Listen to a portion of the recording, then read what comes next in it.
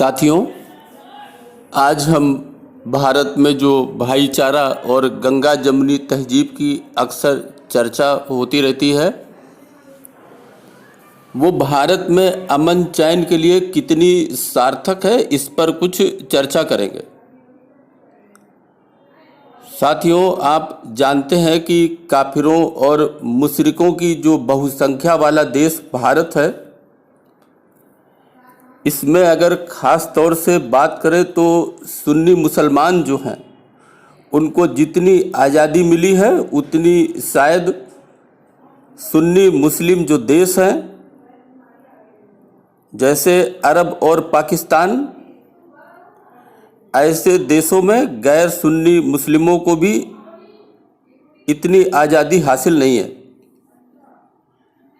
साथियों, दारुल इस्लाम जैसा सुख तो भारत के मुस्लिम भारत की डेमोक्रेसी, प्रजातंत्र और पंथ निरपेक्षता में नहीं उठा पाएंगे, लेकिन सभी मुस्लिम तंजीमें, शिया हो, सुन्नी हो, बरेलवी हो, देवबंद हो, अहमदिया हो आदि, ये सभी भारत में सबसे अधिक सुरक्षित है। इतना सुरक्षित तो शायद मुस्लिम देशों में भी नहीं है।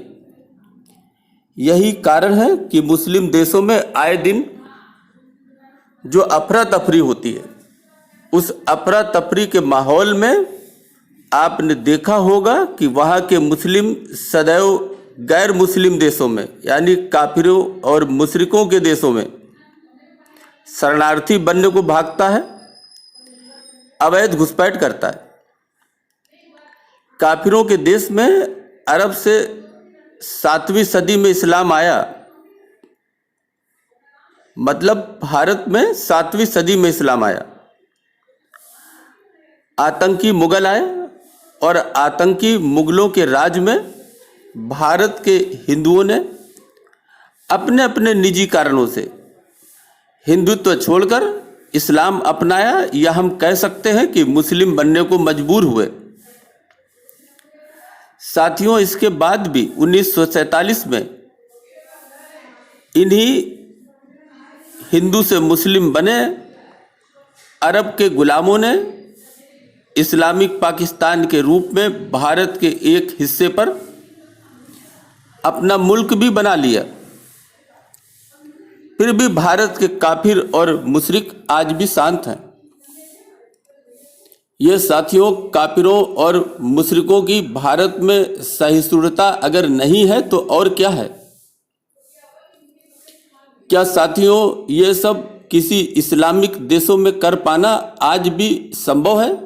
ये सवाल आप अपने आप से पूछें, और मेरा ख्याल है कि आपको उत्तर मिलेगा शायद नहीं। साथियों, अधिक अमन चैन सुख शांति से सदैव रहेंगे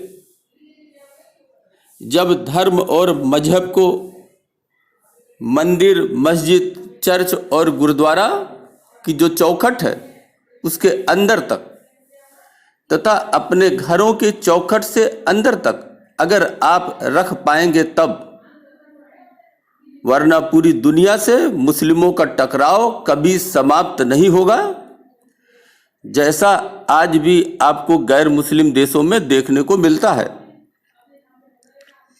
साथियों, मेरा आशय अशांति कायम करना नहीं बल्कि शांति स्थापित करने का एक प्रयास है, ताकि सभी लोग अपने अपने धर्म, मजहब का पालन कर सकें। साथियों, ये 16 आने सच है। आप पढ़कर देख लें कि कुरान, हदीस मुसलमानों को गैर मुस्लिमों से अलगाव सिखाती है, ये भाईचारा नहीं सिखाती। इसलिए भाईचारा एक झूठ के सिवा कुछ नहीं है। तो फिर ऐसे में क्या करें?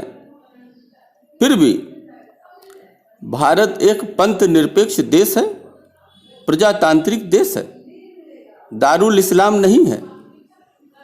तो यहाँ पर हम सब मिलकर एक अच्छे पड़ोसी की तरह हिंदू, मुस्लिम, ईसाई, पारसी, यहूदी एक साथ अपने विपरीत मजहबी विचारों के बाद भी अपने अपने घरों में बिना दूसरों को संकट में डाले अपने अपने तरीके से इबादत कर सकते हैं, अमन चैन से रह सकते हैं। और इस तरह से रहना सभी को सीखना होगा, तभी साथियों इस देश का विकास होगा।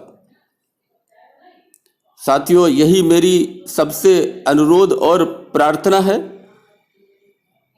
कि आप ऐसा कोई भी धार्मिक और मजहबी काम न करें जिससे एक आम जनता, आम शहरी को संकट हो, उसके जीवन जीने में बाधा हो। साथियों, यही भारत का संविधान कहता है और यही भारत की आत्मा है। इसका पालन करें और बच्चों की तरह रोना बंद करें। अभी के लिए बस इतना ही। धन्यवाद।